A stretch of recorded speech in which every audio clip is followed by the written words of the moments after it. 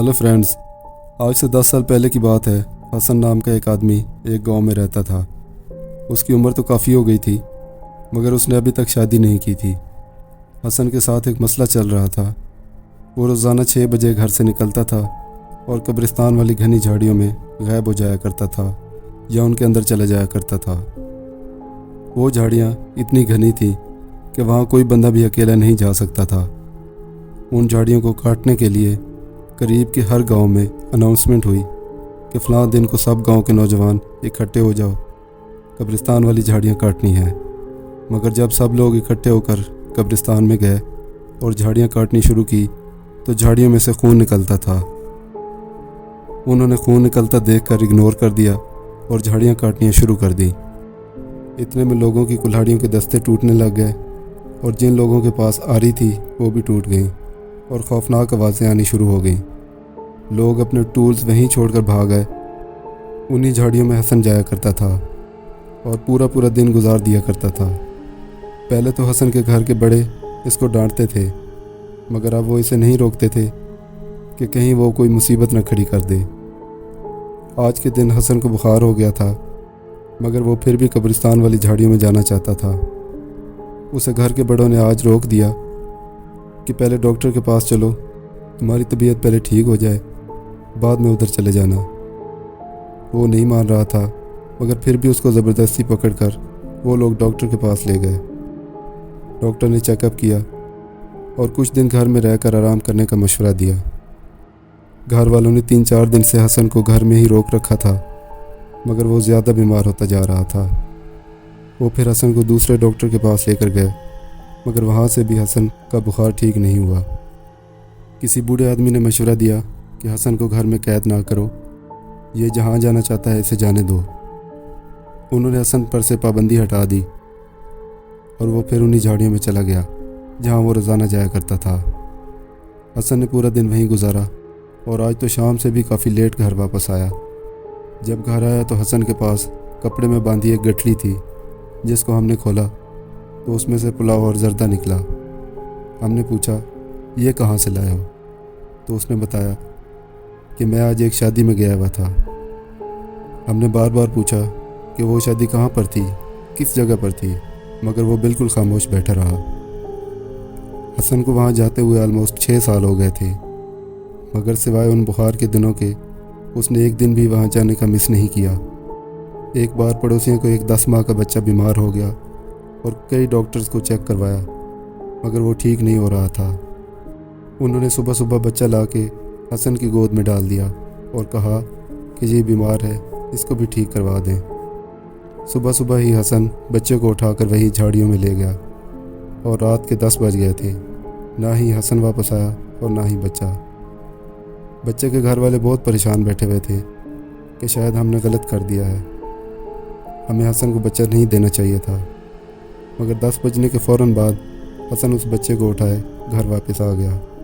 बच्चा बिल्कुल ठीक था, उसका बुखार ख़त्म हो गया था और वो हसन की गोद में खेले जा रहा था और हंस रहा था। सब लोग हैरान थे कि उन झाड़ियों में ऐसा क्या है जो बज़ाहिर तो बड़ी बुरी जगह लगती है, मगर हसन बड़ी खुशी से पूरा दिन वहीं गुजारता है।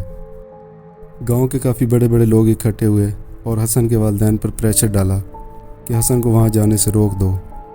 ये लड़का तो कोई नई मुसीबत खड़ी करेगा और पता नहीं ये वहाँ पर किससे बातें करता रहता है, वो तो बड़ी खौफनाक जगह है। हसन के घर वालों ने उन बड़ों के प्रेशर में आकर हसन का घर से निकलना बंद कर दिया और हसन को एक जंजीर के साथ बांध दिया। हसन की तबीयत दिन ब दिन बिगड़ती जा रही थी।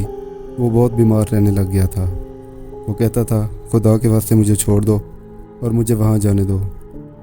मैं किसी के लिए बुरा नहीं करता और न करूँगा, बस उस जगह से मेरा दिल लगा हुआ है, इसलिए मुझे वहाँ जाना है।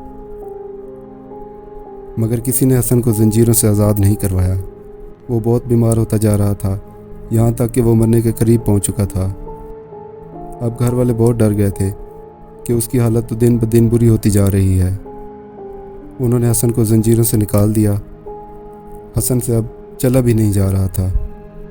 सबके जहन में ये चल रहा था कि अब हसन का सर्वाइव करना मुश्किल है और वो बच नहीं पाएगा। गर्मियों के दिन थे और जैसा कि गांव में रात को लोग कमरों से बाहर सेहन में सोते हैं। सब लोग सेहन में चारपाइयाँ लगा कर सोए हुए थे। हसन के भांजे का कहना है कि मेरे मामू की चारपाई मेरी चारपाई के करीब थोड़े से फासले पर लगाई गई थी और मुझे कहा गया था कि रात को बार बार देखते रहना, ऐसा ना हो कि हसन दम तोड़ जाए। भांजे का मज़ीद कहना था कि ऑलमोस्ट रात के 2 बजे होंगे जब मेरी आंख खुली। मैंने मामू हसन की चारपाई की तरफ देखा तो उसकी चारपाई के गिर्द बहुत सी ऐसी मखलूक खड़ी हुई थी जो मैंने ज़िंदगी में कभी नहीं देखी थी। किसी के साथ पर यानी पंख लगे हुए थे, किसी के बड़े बड़े बाल थे और किसी के बड़े बड़े नाखून थे, और वो सब चीज़ें मामू के पैर और सर दबा रही थीं। ये सब देखकर मेरे तो पसीने निकल गए और मैंने लेटे लेटे ही ये सब कुछ देखा था और दोबारा अपने चेहरे पर चादर डाल दी और सो गया। दोबारा मेरी हिम्मत ही नहीं हुई कि मैं मामू की चारपाई की तरफ देख सकूं। जब सुबह हुई तो मामू बिल्कुल ठीक थे और मैंने गुजरी हुई रात का सारा वाक़या अपने घर वालों को बताया तो वो लोग भी चौंक उठे। सुबह होते ही हसन कुछ खाए पिए बगैर वहीं को चल दिया और हम में से किसी ने नहीं रोका। अब वो अपनी रूटीन से वहाँ जाने लगा। हसन की तबीयत तो काफ़ी बेहतर थी, मगर पहले वाली सेहत वो खो चुका था। दिन गुजरते गए और हसन को वहाँ जाने से किसी ने नहीं रोका, मगर फिर भी हसन की तबीयत ख़राब होनी शुरू हो गई थी और डॉक्टर्स ने भी लाइलाज कहकर घर भिजवा दिया था। 1 माह तक हसन की दवाएं चलती रहीं, मगर हसन सेहतयाब ना हुआ और हसन की डेथ हो गई। अब देखिए आगे क्या होता है। हसन मुस्लिम कम्युनिटी से था, इसलिए उसे गुस्ल देकर कब्रिस्तान ले जाने लगे। चारपाई पर हसन की डेड बॉडी लिए वो रास्ते से गुजरे जा रहे थे। रास्ता बहुत लंबा था, इसलिए थोड़ी देर रेस्ट करने के लिए उन्होंने वो चारपाई कंधों से उतार कर एक दरख्त के नीचे रख दी। कुछ लोगों ने देखा कि डेड बॉडी ने करवट लेने की कोशिश की है और दोबारा वो सीधे मुंह लेट गई है। लोगों में काफ़ी शोर मच गया और सब कहने लगे ये तो ज़िंदा है। वहीं पर डॉक्टर को बुलाया गया और डॉक्टर ने कहा नहीं, ये मर चुका है। इसके बाद हसन की डेड बॉडी ने कोई हरकत नहीं की और उसको दफन कर दिया गया। अब ये तो रब ही जानता है कि वो वाकई मर चुका था या उसे ज़िंदा ही दफन कर दिया गया है, और उन झाड़ियों में क्या था ये आज तक कोई नहीं जान सका। दोस्तों, आज की स्टोरी आपको कैसी लगी हमें कमेंट्स में बताइए, और इसी तरह की स्टोरीज़ देखने के लिए हमारे YouTube चैनल को सब्सक्राइब कर लीजिए। Thank you.